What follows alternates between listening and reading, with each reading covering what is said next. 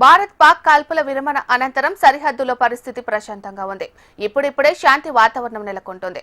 జమ్మూ కాశ్మీర్, శ్రీనగర్, జైసల్మేర్, అమృత్సర్, పంచకుల, హర్యానా, ఉరి, బారాముల్లా, రాజస్థాన్, బార్మీలో కొన్ని రోజులుగా నెలకొన్న ఉద్రిక్త పరిస్థితుల నుంచి సాధారణ పరిస్థితులు నెలకొన్నాయి.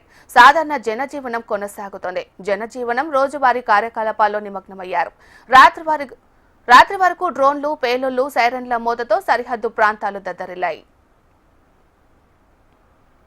అమృత్సర్లో రెడ్ అలర్ట్ ఎత్తివేశారు. పలు ప్రాంతాల్లో నిలిచిపోయిన విద్యుత్ సరఫరా పునరుద్ధరించారు. పూంచ్ సెక్టార్లో డ్రోన్ల దాడిని భారత్ తిప్పికొట్టింది. కేంద్రం నిఘా ముమ్మరం చేసింది. సున్నిత ప్రాంతాల్లో భద్రతా బలగాలు పహారా పటిష్టం చేశారు. అనుమానం వచ్చిన వ్యక్తులను అదుపులోకి తీసుకుంటున్నారు. వాహనాల తనిఖీలు చేస్తున్నారు. మరోవైపు కాల్పుల విరమణ నేపథ్యంలో రేపు ఇరు దేశాల మధ్య జరగనున్న శాంతి చర్చలపై సర్వత్రా ఆసక్తి నెలకొంది.